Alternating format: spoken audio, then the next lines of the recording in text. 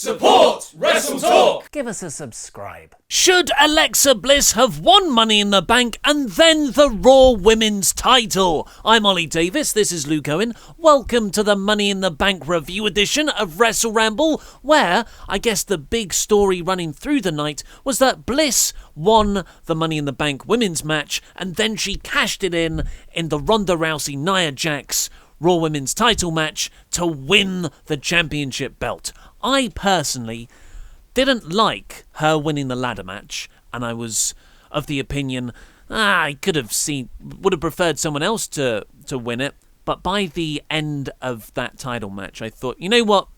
It was all for the greater good. I think that played out very well, and it was a very smart finish that made sense, not just to protect Ronda, but within the larger story and ongoing feud, as patchy, logic-wise as it has been, between Nia Jax and Alexa Bliss. What did you think, Luke? Well, yeah, I was surprised when Alexa won, I'll be honest with you. I think everyone kind of assumed that Natty was winning. Essentially, what happened was what a lot of people assumed was going to happen, was that whoever won the women's Money in the Bank ladder match was going to cash in after or during the Ronda match and therefore win the title, and everyone just assumed it was going to be Natalya, but it wasn't. In fact, it was Alexa Bliss, and I'll be honest, when it was Bliss, I went,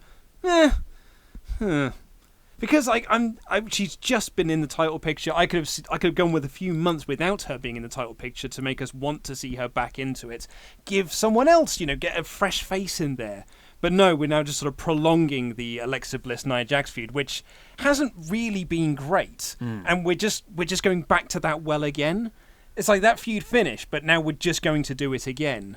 It's like, which just feels like pretty lazy and a bit rubbish and a bit uninspiring, to say the least. All the things I just said, you're now making me feel the opposite. Because you are right. So Bliss has been Raw Women's Champion from last, April, really, through to February this year. She didn't lose it, did she? No, that time? Someone pointed out to me on Twitter that in the last 600 days or something, Alexa Bliss has been champion for 400 or 500 of those. She has been champion pretty much ever since she's been on the main roster. She's the Brock Lesnar of the women's division. There's only been small periods of time where Alexa Bliss has not been champion.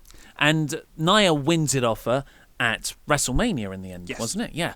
And then, a month and a half, 2 pay-per-view cycles later, she's back at the top of the division. When, really, it's probably time for something else. But I liked it because it protected Ronda. I was approaching it from that view. That's and true. Ronda looked great in the match. Yeah. Her selling was incredible. And this was a way to protect her. Well, you pointed out, I just thought it was a draw, because she kind of attacked both people, but you said Michael Cole specifically said on commentary that's a DQ because she hit Ronda with the briefcase, DQing the match, which means that Ronda won. She was declared the winner, I guess. Undefeated, then. Undefeated still, yes. And then she beat down Ronda a bit more, beat up Nia Jax with the briefcase, which looked really weak. What? The beefcase, The beefcase. Which looked really weak as well because she was swinging it with the handle. Whereas, it would have been better if you just grab it there and hit it. Because when you do that, it kind of has to swing twice. You have to swing with the arm, and then the case has to swing. That's an extra whip. It's the torque that you get on the handle. But it looked rubbish. And it really did protect Ronda. And actually, the one thing I will say that I think is a positive is that although it is just doing Alexa Nia again, which means we might get more of the bullying stuff again, at least you have that Ronda situation pushed into it a little bit. It becomes a 3-way feud. Which Coachman pointed out in commentary. He said that Alexa Bliss just made the biggest error ever because not only has she got Nia Jax after her, she's also got Ronda Rousey coming after her as well. So, and a better commentator would then point out, or maybe they cancel each other out though. Just a little word. How bad was Coachman on commentary? Coachman had one of my favourite calls ever. It was a remarkable bit of commentary during the Ronda Rousey match, which is when Nia Jax had her in a bear hug, and Coach went, "This is brilliant for Ronda. She's got time to recover." And I was like, what are you talking about? Although, it was really funny, but because of the timing of the argument, Coach kept saying, let me finish. Ronda is finding out where she is in the ring. She can gather herself. And as soon as he finished saying that, Ronda punched her way out of it. He was like, see? Told you. And didn't Corey say, why are you employed? He did say, it's the dumbest bit of commentary I've ever heard. And then asked why. And he asked Saxton, why is he employed? Oh, right, okay. So back to Bliss. It is going back to that same well, and so you didn't like it for that. I did. I like it because it protects Ronda, but I think there is a way in the middle here, because if Natalya won, we would have all been like, I know where this is going. The great thing about Bliss winning the women's Money in the Bank match was that I just sort of switched that bit off in my mind. I thought, well, Ronda's probably winning clean then. And so when Bliss turned up, I was quite shocked, and I thought this is a really good finish. But this could have been used for someone else. This would have been perfect, in my opinion, for Sasha Banks to turn a bit more heelish. Yeah, and maybe actually do something with that Bayley feud that I think is still going on. But and so I think doing it with someone else might have been better. But when Bliss won, I did think like, okay, so she's cashing in later. Oh, really? Then. Yeah. Oh, I didn't think that, you see. Because and so it's actually something that you had said on the prediction show, which is when you said, because you were adamant, as was I, that Natty was winning and then cashing in, and you said, however, if the women's match does go first, or the championship match goes first, then my whole prediction goes to pot. And when the ladder match did come before the championship match, I was like, oh, she's definitely cashing in then. Early-ish on as well. Yeah. So what did you think of the women's ladder match overall? Because Alexa Bliss was not in it for 3/4 of the match. And I get that, because you don't want to give her too many ladder spots in case she gets injured, and then you can't have her do this really big important bit later on in the night. But I don't like it when people do that, because these are such dangerous matches and people are throwing themselves around. And there were a few pretty hardcore bumps that the women took here. And it leaves a bad taste in my mouth when someone just comes in at the end. And it's not from, oh, I've been worked, you dastardly heel. It's from, I just don't think it's fair. I mean, I certainly don't go in it from that point of view, but I thought it was good. It was sloppy in places and very, we have rehearsed this, now we need to go into this spot here. We've done that bit, now let's work our way to this bit here. So it did feel very staged and very choreographed, and a lot of times people look around waiting for the other person to get into their spot. Like, Bliss was very late on her final spot, which was running around to stop Becky. Becky essentially had it unhooked and then went, duh, looking around, waiting for Alexa Bliss to come and stop her. And there were a few moments like that throughout the match. But overall, I did enjoy it. See, that was my problem. I just gave it a 3-star overall. Maybe I'll get a bit of heat for that, because it seems like a lot of people enjoyed it. But I thought it was good. I was watching this, and it wasn't a good show up until this point. Oh, okay. I was going to say it was hard going those first 90 minutes off the back of Chicago the previous night, off the back of one of the greatest runs of 3 matches to end a card the previous weekend at the New Japan show. This was not what I needed at this stage in the night, for a load of people to walk around, not clumsily, because it was fine, but it was very evident to me that it was choreographed, that misses that fierceness. Because when I was watching the men's match, I'd already written that sort of opinion on the women's bit. When I was watching the men's match, I was like, what is different here? Because they're also not really fighting. Why is this match so much more investing for me than the women's match was? It's not just because I'm a rampant misogynist, surely. No, I think, and this is based on a lot of this is what people have said about the women's division within WWE. So I don't know if this is true, but based on what some people have said, the women are kind of forced to rehearse all of their matches to the letter. Like, if it's a big pay-per-view match, they just have to rehearse. And apparently the NXT lot do as well. Like, that's their thing, is that people are saying, why are NXT matches so good? It's like, because they just rehearse them over and over and over again. And so they get it perfect when they do it on pay-per-view. Even the men's matches? Apparently so. I mean, that's what Bryan Alvarez has said. I don't know if that's 100% the case. That's just what he has said. I'm basing that on this conjecture. I don't know if it is true. But the Women's Royal Rumble was like 100% choreographed. They ran through the match several times before they actually did it on the main show. And I think they probably did the same thing with this ladder match. But with the men's stuff, they're not told to rehearse the matches. They're just told to come up with some spots. They talk about with the agent and say, we're going to do this, then we're going to do this. But when you rehearse something and you just get it into your routine, like, I mean, I've done stage play. I used to tread the boards as an actor. And so you are like always thinking about what's my next line? What's my next line? And I think as a wrestler, you're like, what's my next spot? What's my next spot? And so it feels then more rehearsed and clumsy. And there's no room for improvisation. No, exactly. Like when Becky Lynch was up there, she looked awkward. Yeah. And there were a few other bits, like you said. So that, from what I've read, Dave Meltzer said that was the case. All the women were pulled from the weekend dates because they were just going over this spot by spot. Yeah. As was the Nia Jax Ronda Rousey match. Yes. But that match was awesome. Yeah, but it's just that's two people. Yeah. Good point. There are 8 women in this match, and what I will say actually, looking at the positive side of things, I enjoyed this than the previous 2 women's Money in the Bank ladder matches. I thought it was better than the one they did last year, and when they redid it again on SmackDown. It was the best women's Money in the Bank ladder match so far. Yeah, and that I really did enjoy. In history, it was historic. Did you have any particular spots you liked? I really liked the Naomi Ember Moon stuff. Yeah, that was the best stuff of the match for me. I thought Ember Moon was great. I thought Naomi was really, really great as well. Both for me, though, the nicest thing about this match was that Michael Cole wasn't doing commentary on it, which means we got to have Sasha Banks' entrance without It's Boss Time. And it was so pleasant. It was so nice. I really liked Lana hooking in the accolade. I thought that was the nicest Lana part. Crush. That was really great. It was really sweet. Especially as well because she has dropped her accent, but it's still introduced as the ravishing Russian Lana, and her T-shirt has got the Russian flag on it. Also, it was really nice to see that after all those weeks of build, the injured knee for Natalya didn't play into the match at all. Just excellent storytelling. Yeah.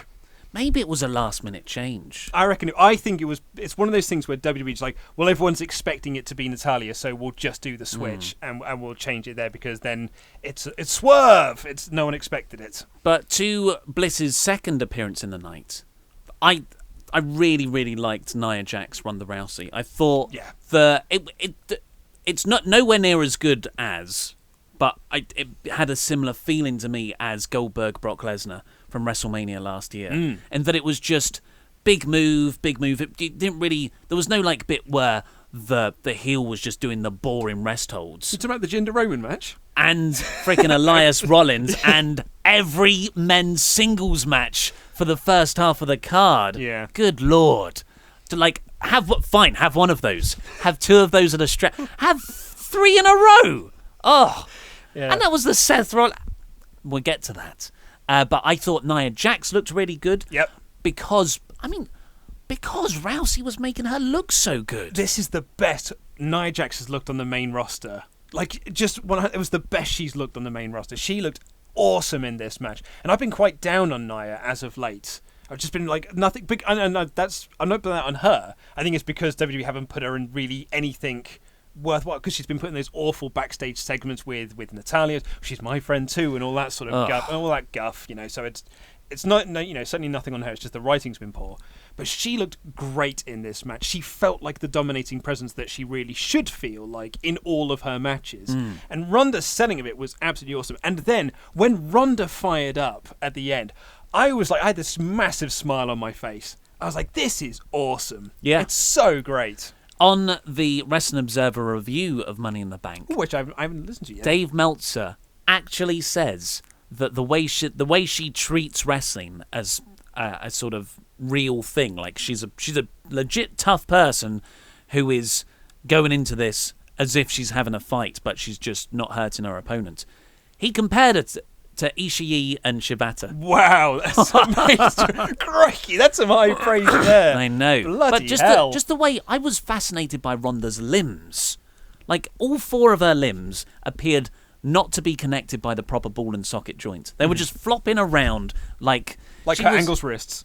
Or those vector things. When you program stuff on graphics engines, right. And you got and then you just make someone a stick man fall down. Like ragdolling. Yeah, ragdolling. That's what her arms look like. The fire up bit and all her strikes looked cool. The submissions are just really fun to watch. Do you know what a great spot of hers was? And I loved this because it was amazing selling of it. It was her going up to the top rope. That she looked at she was outside on the apron. She looked at Nia Jax. She was like, I've got to do something big here. And then she looked at the turnbuckle and be like, I might have to climb this turnbuckle. And it was like you could see the sort of internal logic playing in her head. It's like, if I do that, I go up and then I jump, that could help. And she did it, and she just sold it brilliantly. Like Michael Cole was like, we've never seen her do this. She's never been up to the top rope. It was just like everything just worked really, really well. And she hit an incredible big running knee in this. Like the sound echoing around the arena. She was really, really great. And we haven't even touched on the judo throws, which must be easy to do because Nia Jax just hops up. Is helping. But it looked like I was buying into how difficult that looked. When she did like the big spinning rock bottom like move, it was awesome. So yeah, really impressive stuff from Rousey, and I think we're going to have to eat some more humble pie because we were saying how worried we were about this singles match and, oh, God, it better go a minute. I certainly was if you weren't. So I'm going to enjoy my humble pie. Humble pie is delicious. It is delicious. I will take a certain bit of it because I don't think I was like particularly like, oh my God, it's going to be brilliant. But on the cash-in, final thing I suppose we'll say before we dive into the final review, Michael Cole called it one of the greatest cash-ins ever. It wasn't. Well, everything has to be the greatest something with Michael Cole. Yeah. So Bliss, she runs in and she wins the belt. Yeah. So you've got Ronda as a challenger, you've got Jax, and that's about it, really. A 3-person feud at the top of the Raw card. I don't know. But while that was really fun, we're going to have to go through some pretty tedious crap. Let's get on with the main review. Before we get on with the whole thing, I'm sure you're all eager to know the jacket survives. It's fine. By 1 point. I nearly swore then. That's how bad I did. I did terrible on predictions. Terrible! You also did terrible on counting up, because when Luke walks into the studio, he goes, oh, looks like a draw. What are we going to do? Are we both going to do the punishment? What happens to your jacket? We recalculated it. You lost. I lost by 1 point. Yeah. I mean, I'll be honest. My wife saved me from like complete embarrassment. I was talking to her this morning because she did very well on predictions. You know, she did far better than I did. But I think all of that brain power, all of that like premonition work has given her a migraine because she's at home today, bless her. She got on the tube, then sent me a text message like, I've got to come home. She's come home, she's not very well. But I was talking to her after I'd finished the show, and I was like, man, like you totally saved me in that. And I guess that if you just don't think about things logically, sometimes you just get to win things. But she wasn't she? She had actual reasons why certain people should win stuff. Well, because she kind of listens to the show. To clarify on that, she is an after-swafter. She doesn't actually listen to the show. But the title of one of our previous podcasts was, Is WWE booking Braun Strowman too strong? And so she took that and just applied it to the prediction. Well, my lady partner just picked people on how they looked and how their hair was, or if she's familiar with their entrance music. She also got 6 out of 10. Yeah. So both lady partners got 6 out of 10. We are technically professional wrestling analysts. Yeah. I guess, because it's our job. We are professional in that sense. I certainly wouldn't call us journalists. And we got 4 out of 10, 3 out of 10. I did terrible on this. I was in a foul mood when I woke up this morning. A foul mood. It's 5:30 anyway, so that's never the greatest thing. And I didn't have a particularly great night's sleep. And then after the first match, I was like, F this show up the wazoo. And then the following match just pissed me off as well. I was in a foul mood for the majority of this show. Thank God the final 3 matches really picked me up. Well, let's get to those. We'll quickly touch on the Bludgeon Brothers beating Luke Gallows and Carl Anderson. Shocker on the pre-show. And they weren't given time as predicted. Yeah, it went 6-7 minutes, and a big chunk of that in the middle was a Money in the Bank promo. Well, man, you've got to use that hour wisely. You've got to try and hook those people in by not showing them wrestling. 50 minutes of Renee Young showing video packages. Yep. Oh, can we have some wrestling now? Sure. Write it right after this video package. Although Booker T said CM Punk's name. Yeah, Booker T was in quite an honest mood. He seemed a bit shooty. But there was one nice spot where Harper and Rowan performed a dual drop kick on Luke Gallows on the outside. It was quite impressive. But it was fine for the time they were given. They couldn't do anything else with it, really. But the main card opened up with a huge pop for Daniel Bryan from the Chicago crowd, and he was taking on Big Cass, a greased-up Big Cass. Very greasy Big Cass. Because when he's not wearing a suit, he's wearing oil.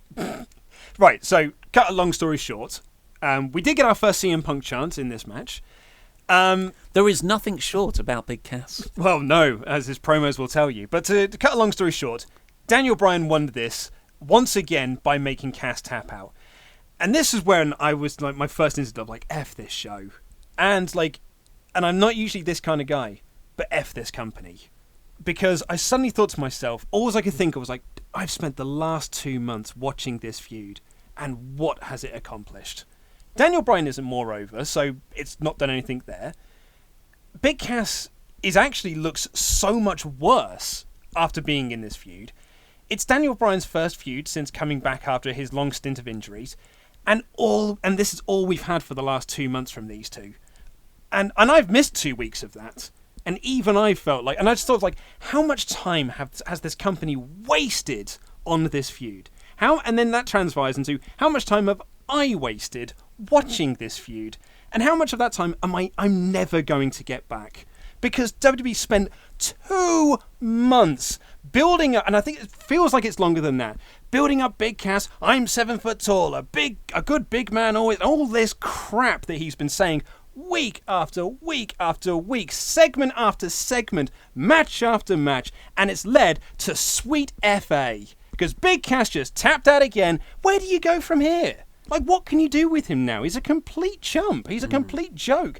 No one got over. This feud accomplished F all. Like, sweet FA was out of this. It's so bad. It's just terrible. I agree. I was so angry. So angry. Were you? I mean, I'm hiding it very you well. are. But I'm sweating now. I'm so angry. It's totally a waste of our time. It's totally a waste of Big Cass. But what I find most waste of Daniel egregious Bryan. is it's a waste of Daniel Bryan. A man who's just come back from the retirement. He's got momentum. It's not like I'm still got this worry in me that at any moment we're going to have Bryan taken away from us because he's injured and he can't compete anymore. And imagine if that did happen. Imagine if tomorrow, heaven forbid, that Bryan fails the medical exam, actually this lesion's back in his brain, and you're like, we only got a Big Cass feud. And the Shane McMahon thing. Because that's still, I'm still very grateful to have Bryan back, and I'm still petrified that he's gonna not be able to wrestle again anymore. Just imagine, and like if you look back on a company and go, remember when one of the hottest stars of the modern era came back and they put him in a program with a big guy, a mid-card feud with a big guy. Absolutely ridiculous. And I got the prediction wrong, which annoyed me even further because essentially, if you look at it, it was on the 1 point, and I lost on this one match because everyone else said it was going to be Daniel Bryan winning, and I just thought, like, why do I even invest in these sorts of things? Like, why do I bother? Why did I bother thinking about this being like, well, I mean, you've got to give Big Cass something, because otherwise, why would you have bothered done this feud? If I'd have just thought about it in a WWE sense of just being like, well, Daniel Bryan is better, therefore he is going to win. Like, just what was the point? What was the actual point? I was furious with this. And Cass got nothing in the match. He got torture racks. He loved a torture rack. Yeah, well, so he did a torture rack, and then later on the match, like, now what do I do? There was a really torture rack, I guess. Yeah, there was a really weird bit where Bryan's on top for the most of it. I'd say he got about 70% of the match. I'd say like 80%, yeah. And he was even pulling out some stuff like a dive over the ring post to the outside. So Bryan was giving it a lot of effort here, and Big Cass really this wasn't the star-making performance of Cass. We're like, you know what, that boy can wrestle. This was done. This was not Danny Burch and Oney Lorcan. No. But Big Cass, near the end of, almost at the finish, he goes into the corner and he has this smirk on his face, like he's had this devious idea of how he's gonna get Bryan. And I thought, oh, okay, we're entering the end sequence, and he goes over to Bryan, torture rack, and he'd already done a torture rack earlier on. What's going on here? And then Bryan countered that into a running knee and heel hook. Cass taps. So not just, it's getting the heel hook over, but Cass has got to go solidly to the mid-card now. Well, but I can't even take him seriously there either, because this was a mid-card feud. So, what do you do with him? We could talk about this with Nakamura later on as well. But when I say mid-card, I mean Ty Dillinger, not Jeff Hardy. Ty Dillinger is not the mid-card. He's not even on the show. So I suppose you could always put him there, I guess. It was just a complete waste of time. And yeah, I mean, there really is nothing else to say on this. It's just like the last 2 months have been a complete waste of everyone's time. Next up, we had the New Day backstage, and I thought, I forgot they haven't even announced who's going to be in it yet, who's going to enter the Money in the Bank ladder match. And Kevin Owens comes in with a bin liner full of pancakes and some big bottles of syrup, and this is a way to get the New Day on his side for the men's ladder match to take out Braun Strowman, which is actually what everyone should have done more so. Because exactly, yeah. In hindsight... In the pre-show as well, Samoa Joe was doing an interview on the pre-show panel, and Kevin Owens walks in and's like, "Dude, you've got to help me out here. Like, we've all got to band together." So Owens, he's doing the best with what he's been given. It's a shame it's not better, but yeah, New Day still don't reveal who's in the match, and they turned down Owens's like team up suggestion, and because Owens was asking like, who's going to be which one of you is going to go into Money in the Bank, because he revealed that he doesn't like breakfast. He goes, toast is fine, but I think because your breakfast cereal was terrible. And they got very upset by this. Big E was wonderful in this segment. Big E was really, really great. Terribly drinking water, just badly drinking water, as in he wasn't putting it in his mouth, just pouring it on himself. Such an odd man, but he's just having fun. He's so funny though. Okay, what isn't fun is, I would say, quite comfortably the worst thing on the show. Bobby Lashley versus Sami Zayn in a match that wasn't a squash. It wasn't 30 seconds of Bobby Lashley destroying Sami Zayn, which would have, in a weird way, made Lashley look great and actually protected Sami Zayn more, because he can always do the I wasn't ready excuse, which Lesnar did with Goldberg 2 years ago. That they didn't have a long, really good match, which I'm pretty sure they'd be capable of, where they both get over in just their in-ring capabilities. They had a middling 5-minute match where Sami Zayn got a bit of it, and then Lashley hit 3 delayed suplexes to no crowd reaction. My notes literally read: spinebuster by Lashley, vertical suplex by Lashley, stalling suplex by Lashley, Zayn tries to call out the ring, crowd acquired, vertical suplex, Lashley wins, a pointless match. Yeah. No one cared. No. There was not... Well, of course there were reactions in the arena, but this was by far the quietest thing on the show. And there wasn't even any heat against Lashley and his sisters. It's because people don't care. People don't care about Lashley anymore. WWE, in the space of 2 months, have managed to make this really intimidating, awesome-looking wrestler into nothing. And the commentators were putting him over so hard throughout the match as well, of being like, he's done this, he's done this, he's done this, he's done this. At no point did they ever say, he has a 15-2 win-loss record in mixed martial arts. He's a really dominant force. They were just like, his dad was a drill sergeant. He was in the army. He's got sisters. He's a family man. It's not the way to get this lad over, clearly. And it's really funny as well, because a lot of people, I mean, I'm certainly going to be talking about the reaction during the Roman Reigns match, and it's like, will this be the turning point in WWE? I was like, no, because if anything, his match got one of the biggest reactions. And like this is more damaging to Bobby than a lot of people booing him, because it's indifference. Yeah, silence speaks a lot louder to Vince McMahon. Then we got Nia Jax prepping backstage, and Ronda Rousey was prepping backstage. Rousey was doing it by some shadow boxing, and Natalya just behind her. Nia Jax was talking to a referee. I don't quite get what that was meant to convey. Going over spots, mate. Yeah. Then we got Seth Rollins taking on Elias. Elias came out first, and he did his usual gig stuff. Your town sucks. Yeah, your town sucks. And he called the Chicago crowd scumbags, to which the crowd replied with, "We are scumbags." Yeah. And Elias was like, you know what? You're not getting a performance then. Brilliant heel stuff. Yep. We were genuinely annoyed when Elias didn't give us a performance. It did work. When we saw it. Particularly in the dark match, when they had the babyface stopping and everyone booed them again, because all they wanted was an Elias performance. Did you see the sign in the crowd? If Rollins loses, we burn it down. I did not see that, but very good. That was good. It was also pointed out that this is the 7th different person that Seth has defended against since winning the Intercontinental Championship. So I've written here that 3 more and he can tie Brock Lesnar. Yeah. I was looking forward to this match, but I've got to be honest, it was... For Seth Rollins, it was below average. And I don't know how much... I guess that's more down to Elias. Yeah, it's like... It was a very typical sort of singles match in WWE. The heel works over the baby face, lots of chin locks, lots of rest spots, and then you do some big stuff at the end. Like Seth did a dive.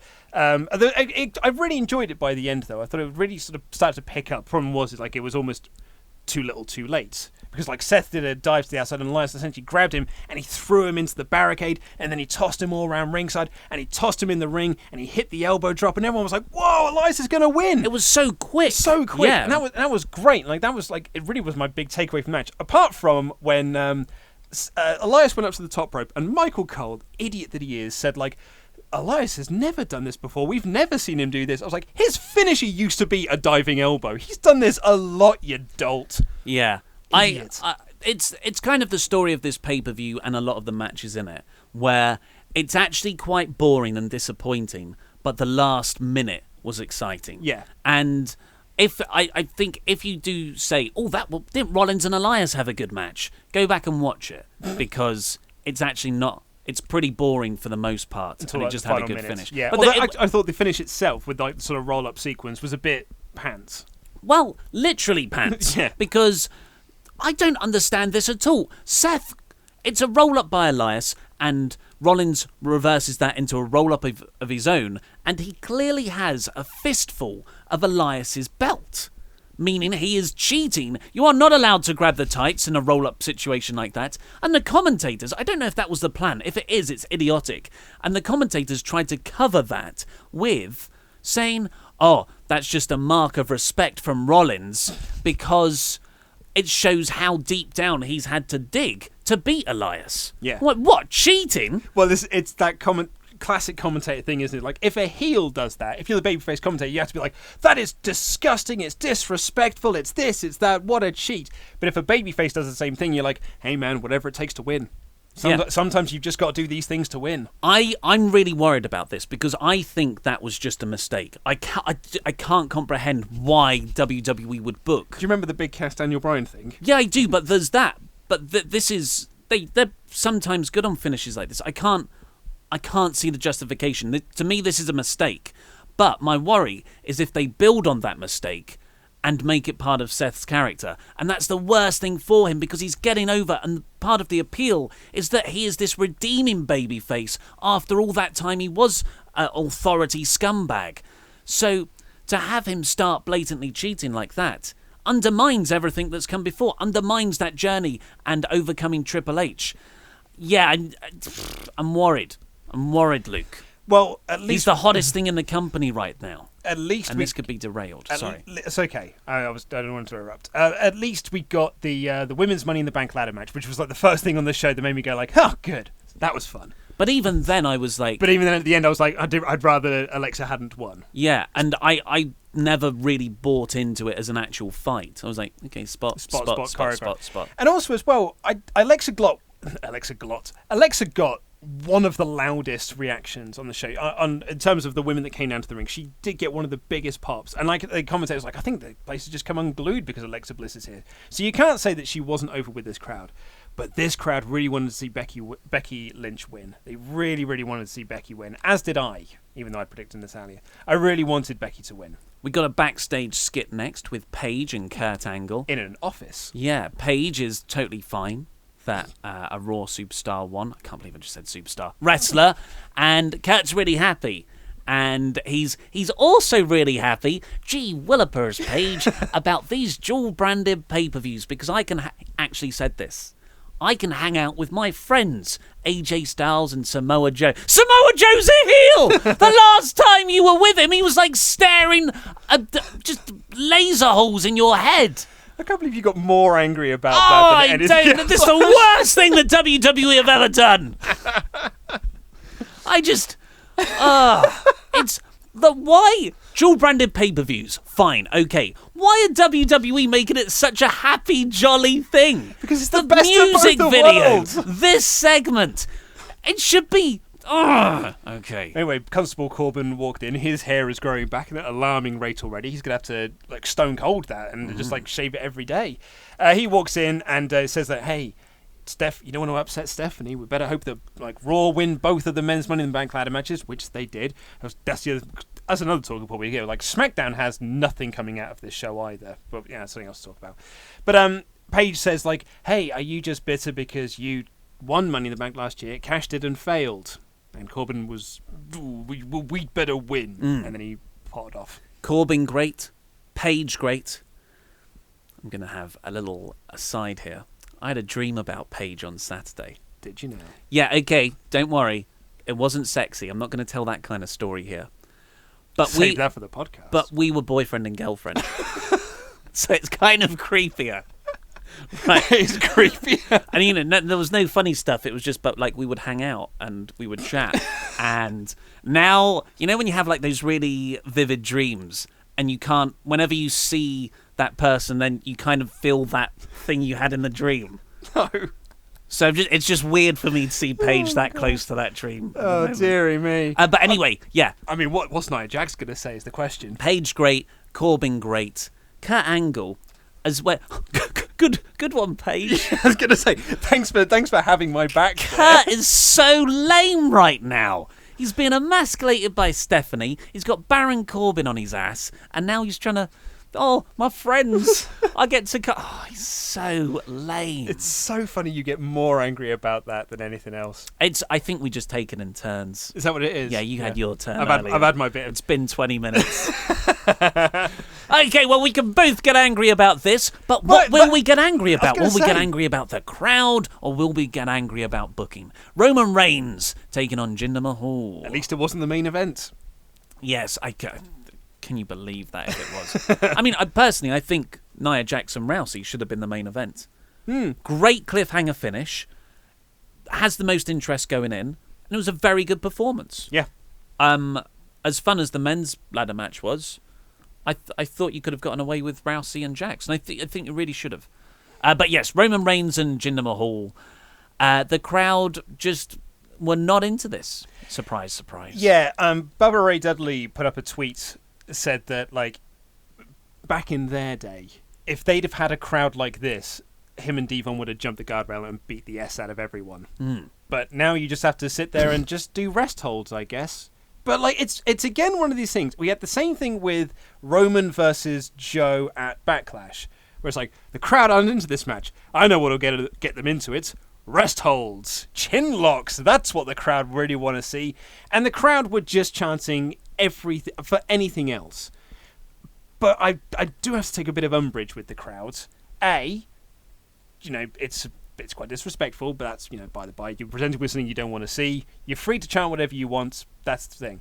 What I would say though is at least chant for people who are on the roster. Chant for other people. Chant for people you want to see on the roster. Chant for Seth Rollins. They did Rusev Day. They did Rusev Day, but it was CM Punk, Y2J. Who else did they chant for? They were just chanting for other people. Johnny Gargano. Yeah, NXT. Johnny Wrestling. And Velveteen Dream. On the subject of Velveteen Dream, the comment section yesterday was, I thought there might be about other things that we talked about in the show, but no, the most interesting thing from yesterday's show was the Velveteen Dream's tights. I don't know if you saw it. Yeah, it's Prince Puma. Yeah. We found out about that 2 minutes after we recorded. Yes, and I've had emails. I've had nothing but tweets and emails going oh, do you know it's Prince Puma's tights? But that's great. It's the SWAF Nation. They're there without to have our backs. What I find very interesting is that everyone said that we were wrong, and it had nothing to do with Hulk Hogan.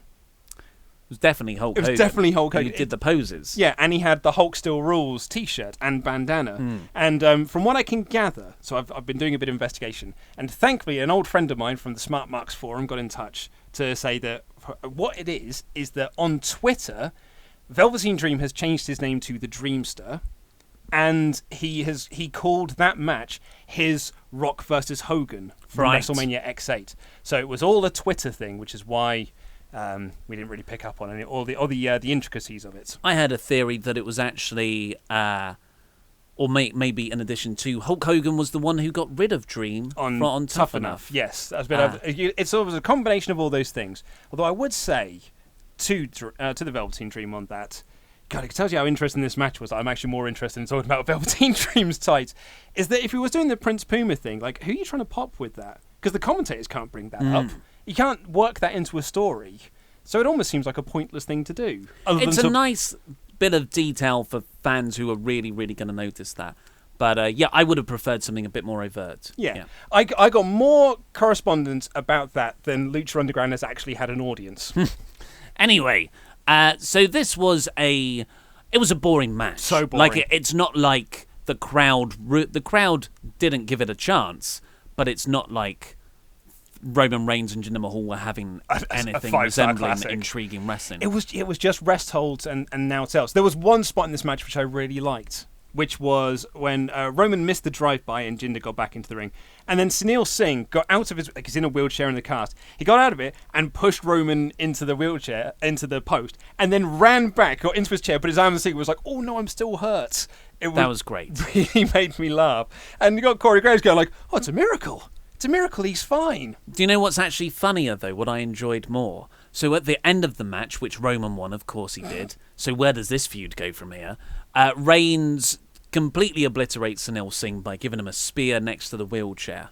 And then WWE, completely unironically, goes into a Special Olympics segment. That was my favourite bit. It was an absolutely nothing match. Crowd chanted for everything else. There were beach balls, which distracted the crowd. I think there is certainly...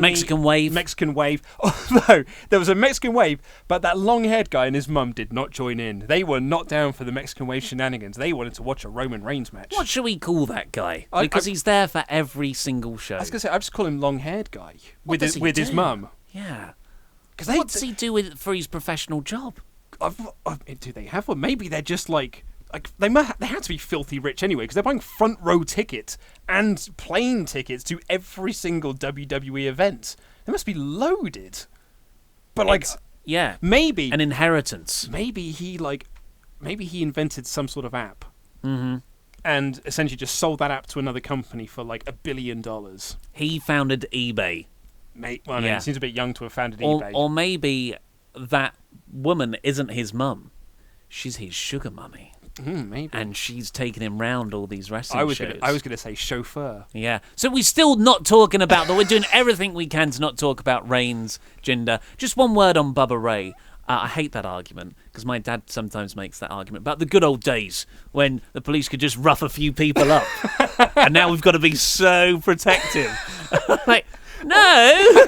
No, those are the bad days. I was going to say, now we have to protect people. Oh, dearie me. We don't want to offend anyone's feelings. Well, that's annoying, sure, but don't beat people up. Like, I doubt many people were crapping over ECW booking who were there at the show, Bubba. Like, and you shouldn't beat people up in real life, no matter what they're doing. Like, if they're assaulting you, but if they're expressing an opinion... But one of your favourite referees in the world, Charles Robinson, was also very upset on Twitter about it. And I've never said anything about it's Rudy Charles, as you Rudy love. Charles. Sorry, I got confused between Charleses. Rudy Charles doesn't have a Twitter account, as far as I can find. But anyway, he was Little Nate was very upset with the Chicago crowd, because he's like, you should always respect the match that's going on in the ring. And as I said to the Chicago crowd, chant whatever you want, but if you really wanted to damage Roman's reputation, don't do anything.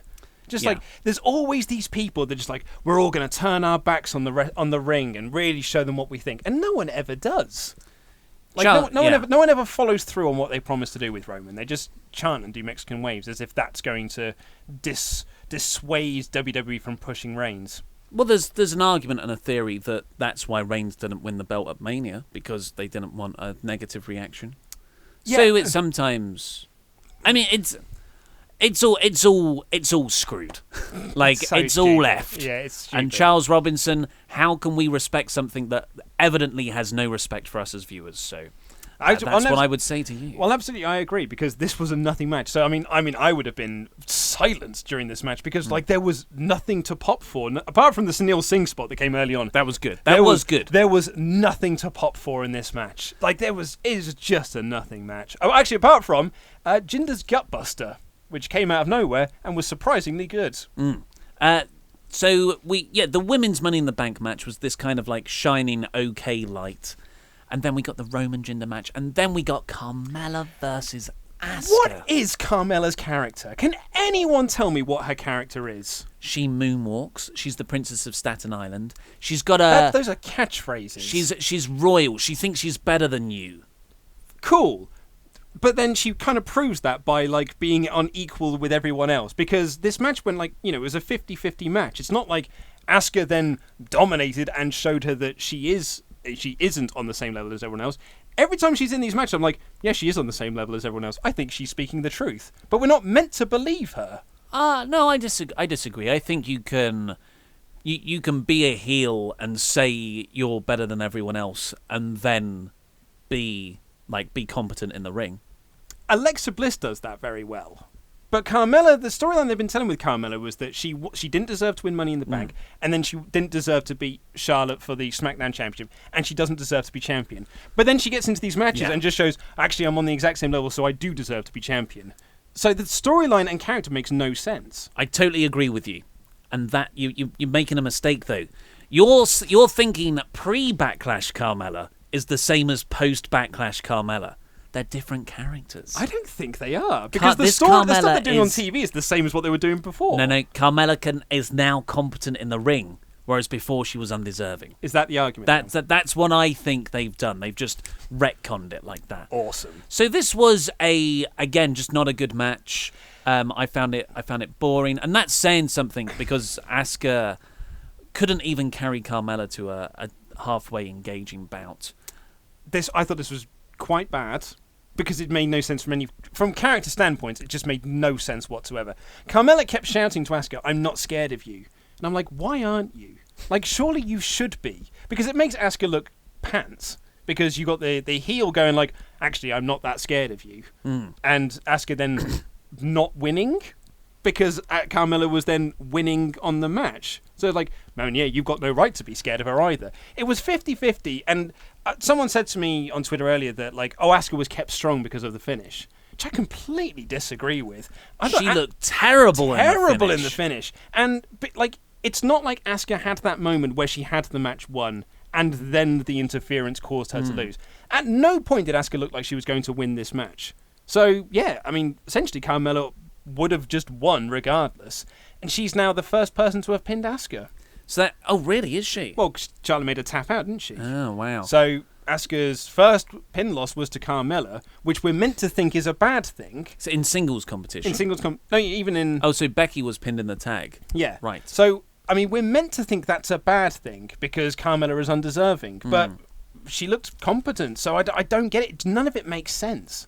So From the a character finish standpoint. you're talking about is, nothing. It's not like there's a big finishing moment where Asuka's about to win. It's just this plodding 50-50 merfest.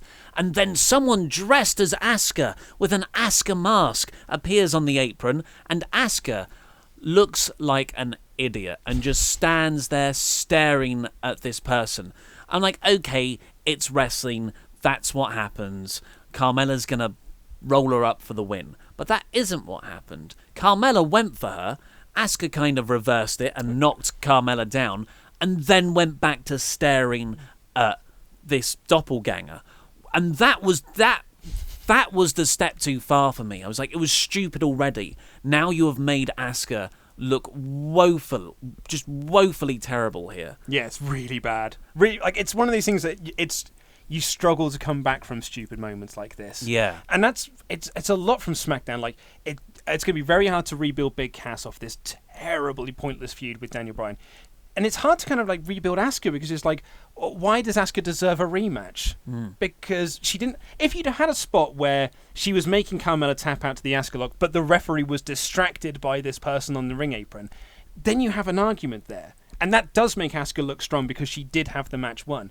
But they never had that moment. Yeah. Asuka just lost, essentially because she's an idiot. So Carmella just took advantage of her being an idiot. That's not Carmella's fault. That's not cheating. She won essentially fair and square. And the reveal as well, I mean, I felt like everyone knew about it because it was leaked beforehand. Yeah, so PW Insider reported this. And like when they got on the apron, there was already a chant of Ellsworth. But then I did laugh when people started chanting CM Punk. That's the way he comes back. Really good. That's what Triple H would do. Yeah, come back. We're just going to put you in this feud. With Carmella. Bring you back and bury them. That's the way to do it. But yeah, they take off the mask. It's James Ellsworth doing a little bit of a kind of side smile. Yeah, I did like a little wink he gave to her. I think if I didn't know about the Ellsworth reports, I would have actually really enjoyed Ellsworth popping up like that. But because I already had suspicions and Asuka looked so stupid being transfixed by him, I'm like, why was Asuka so threatened by... It was all bad. It was all really bad. And another point on Carmella's confusing character, she did that spot where you pin someone 3 times but they keep kicking out and then throw a tantrum. Like, what is your character? What are you? Well, it wasn't all bad. It wasn't all bad. Finally, we get into something that was genuinely worth talking about. Yeah, so this was AJ Styles taking on Shinsuke Nakamura in a last man standing match, and the crowd were really into it from the get-go. Even before they locked up, they were going crazy. And it was just, I mean, this was really enjoyable, but it does... I want to talk about something positive, and then yeah, Ollie Davis brings the score. So I did enjoy it. I think it was over long, but I did really enjoy it. But it's just watching this the day after Gargano Ciampa, who also had a big brawl around the ring match. Like, every time Styles and Nakamura went to the ramp or went into the crowd or went round the announcers' tables, I was just like, this pales in comparison to what Ciampa and Gargano did, who had a real blood feud. Like, I came to realise I don't really buy into Styles and Nakamura hating each other. No, and I think that I've said in the preview show we did for this, and I've said before that it's WWE have made me not care about a feud between AJ Styles and Nakamura, because this is the 4th match they've had in 2 months or whatever it is, or maybe it's the 5th match, and it's just like, why would I care now? I've seen them wrestle 5 times already. Well, I do care about them. And the finishes have all been really pants. I do care about them, and I really like Shinsuke Nakamura's character. Yep. I really like AJ's character. But not together. Well, I do like them together as well, but it needs something more. It doesn't feel like there's a real betrayal at the heart of this. But there's the low blow, it's and just, he's the con artist. Yeah. There's been no super hot angle, really, in this whole feud. Are you trying to say that AJ's promo on the Go Home show wasn't a super hot angle? Yeah. Or Nakamura counting to 10? It's just, Gargano Ciampa is like you said, one of the best feuds WWE have done in the last 5 years. So to compare Styles and Nakamura to that is unfair. But you say that, it's Styles and Nakamura. Yeah, well, okay, I'm going to bring some positives to this. Yes, it was a good match. I thought this match was terrific. It's easily the best encounter that these two have had in this program, and that you save that for the final. It's what we said at WrestleMania. If it was the first chapter, you shouldn't do all of your big stuff in the first chapter. You should build to the final crescendo. That's where you do all your big stuff. That's where you have your big blow-off match.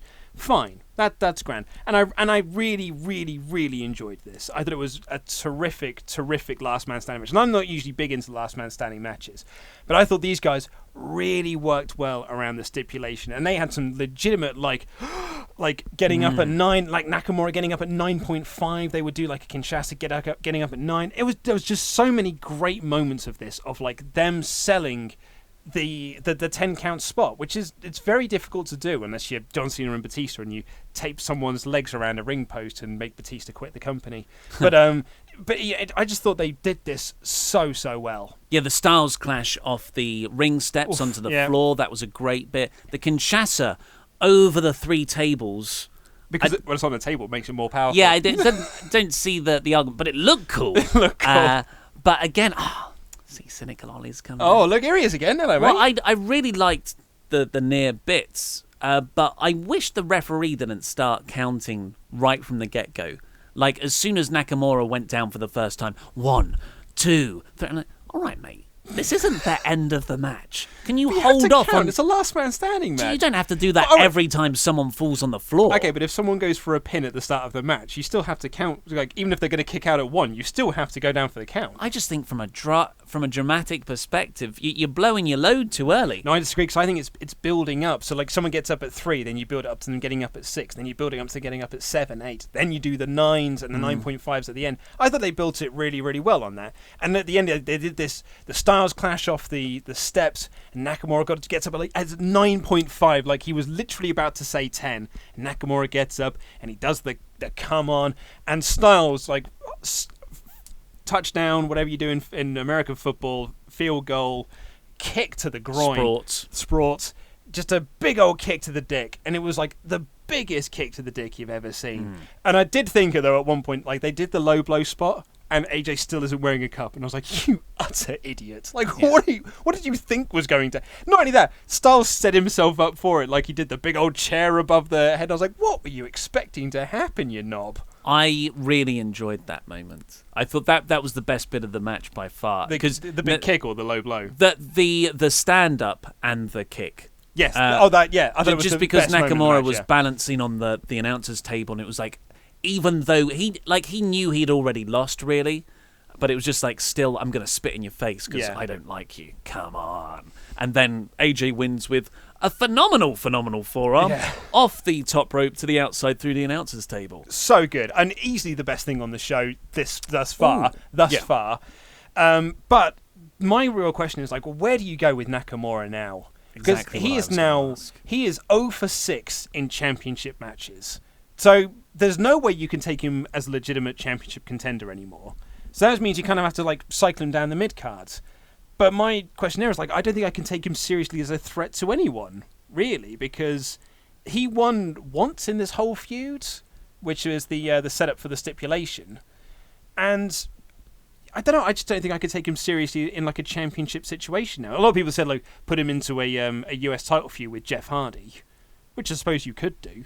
But, like, considering that he's 0 for 6 in championship matches, I just don't buy him as a threat. I disagree somewhat. Because he's only had these... Well, I guess there was Jinder last year, but that's kind of a different Nakamura. And he's only faced AJ as a heel. It's not that... Yeah, I wouldn't have done it this way, but I think he could have a series with Jeff Hardy, but he would have to win that belt relatively quickly. What I would prefer is for him to have a feud against Daniel Bryan. And then you can base that off of their two characters, like a blood feud thing rather than something based around the title. You use that to kind of rehab Nakamura as a genuine threat, someone who does some really dastardly angles to take out Bryan, and then Nakamura can challenge for the title again, but not while AJ has it, really. No, really couldn't do that. They've wrung that well dry. Yeah, I mean, maybe you could certainly do that, and I certainly wouldn't be against I definitely wouldn't be against a Nakamura-Daniel Bryan feud, yes please. Or even a Nakamura-Jeff Hardy feud, I'd be very into that, because I really enjoyed the match they had on SmackDown. I'd like to see more of that. But it's just the consistent losing, and I don't know, man. As I said, the show, while I did enjoy the show overall, thanks in part by the final 3 matches, it's how you leave them, folks, and and they left me feeling pretty good. It doesn't set up a lot for SmackDown. Like, there's no incentive for me to tune in for SmackDown on Tuesday. Yeah. Other than to see, what are you doing next? Well, the final match, because we've already done Nia Jax, Ronda Rousey, which was awesome, was the men's Money in the Bank match, which for me was the best thing of the show. Oh yeah, I really enjoyed it. I thought it was. I mean, I get the finish is, so Braun Strowman won, and it's a bit like, ooh, you've really won the company now. I don't really see where you can go from here. Remember how, like, last week's video, which was like, are they booking Braun Strowman too strong? Like, here, 7 men couldn't beat him. Well, the idea was, on the go home, 3 men ganged up on Braun and they couldn't defeat him. So I thought, okay, it'll take 7 men in Money in the Bank. That's good, right? 7 top WWE wrestlers, and they can take out Braun, and that's how you get around him not winning. That protects him fine. But he didn't do that. They all ganged up on him, attacked him with ladders, and he still beat all of them up, really, and won the briefcase. Yeah. So it's like, where do you go with Nakamura? Where do you go with Big Cass? The opposite is where do you go with Strowman? Because he's won too much now. And the other thing as well is that I said on the preview show, someone quoted me from the preview show, and I laughed hysterically when I read it back. Because apparently, when my wife predicted that Braun Strowman was going to win, my exact words were, "There's no way in hell Braun Strowman is winning this match." What an absolute idiot I am. It's amazing people watch on a this prediction show. On a show, prediction you show. said something so adamantly. So adamantly. What an idiot. But regardless, I think my whole thing about, like, Braun doesn't need to win is because Braun doesn't need the beef case. Like, Braun doesn't need a beef case to make him seem like I'm now a main eventer. I need this in order to get a title shot. Because Braun already has a legitimate gripe against Brock Lesnar. At the Royal Rumble, it was said they have unfinished business. So when Lesnar came back, it's almost like, well, Braun was going to get a title match anyway. Like, Braun didn't need the beef case to be able to get that title match. But someone like a Samoa Joe, someone like The Miz, someone like even like a Balor or an Owens or someone like that, who needed the beef case in order to be able to get into that title picture, like, that they could have used that. But, like, Braun didn't need it. Like, what are you going to do with it? I really found myself rooting for Kofi. In there. The most underwhelming choice for the New Day. Yeah. But, it's Kofi. He's a bit of a legend by this point, so I didn't mind it. I really... he was great in the match, and I really was, like... It'd been really nice to see him win. But there was a really great moment at the start. So New Day all three of them came out, and it looked like it was going to be Big E, and then he stopped, and then it was Woods stepped up, and I went, yes, Xavier Woods. Even ripped off his top. And I was like, oh, it's Xavier Woods. And he ripped off his top, and he'd written Kofi on his chest, and they announced Kofi. And Michael Cole was like, yes, Kofi, what a Money in the Bank legend. He now ties Kane for the most Money in the Bank entries at 7. And Corey Graves perfectly pointed out, I was like, how many's he won? And Cole went, well, none. Yeah. I was like, well, if I'm the New Day, I'm like, why'd you pick Kofi? He hasn't won any of these things. Experience. Bad experience. Going back to what Braun can do with the briefcase, yes. I think it's quite clear. And it's interesting how both Money in the Bank winners are tying into the top title feuds relatively quickly. So Bliss obviously only won to protect Ronda and the Nia thing. And I think Braun Strowman has won here to make SummerSlam not horrible. Because it looks like it's gonna be Brock Lesnar versus Roman Reigns. Wasn't there a report that Lesnar's not at SummerSlam? It's not been confirmed. Okay. But it's expected, but it's not been confirmed, which is weird by this point. Yeah. Is what Meltzer wrote. So it looks like it's going to be Lesnar versus Reigns, and then I assume Reigns wins. I mean, how many times have we said that? Lesnar goes off to UFC. How many times have we said that? And then I imagine Strowman would cash in on Reigns or cash in on Lesnar at the end of that match, Seth Rollins style, and Strowman is your new champion to end SummerSlam. I was going to say, like, Strowman has to cash in on Lesnar because that's his whole deal, is I want to cash this in on Lesnar. I mean, I'd almost prefer it. Do you know what I would really like is that Strowman on tonight's Raw says, I'm cashing in this Money in the Bank for a match at SummerSlam. So he doesn't do it, like, they haven't done that. I think Cena was the last person to have done this, where it's like, I want a match on this date. Yeah. That's great. Like, and that's absolutely fine with me because, like, Braun doesn't seem like the sort of person that needs to do, like, the surprise cash in because, like, 7 men can't beat him. So, like, I think it would be better if he just says, I want to face Brock Lesnar at SummerSlam, and then Roman can come over like, but I'm the uncrowned Universal Champion, big dog. And you can build a feud off the back of that later on down the line. I was going to say, Braun does have some great Money in the Bank announcement music. You know, you're at the end of the match. Braun! And he's there with the briefcase. I can see it, I can hear it. The actual match itself, though, was really, really fun. It was my personal favourite match of the show. It was all based around everyone ganging up on Braun. They kind of piled ladders on top of him. But then at the end, he came back. And Zombie Braun, rose from the dead. Destroyed everyone, particularly Kevin Owens, who was thrown off a very large ladder at the top of the stage through the technical area? The superstructure? No, I think it was the technical area. There were lamps and laptops. Some tables with a blanket over them. and a cushion.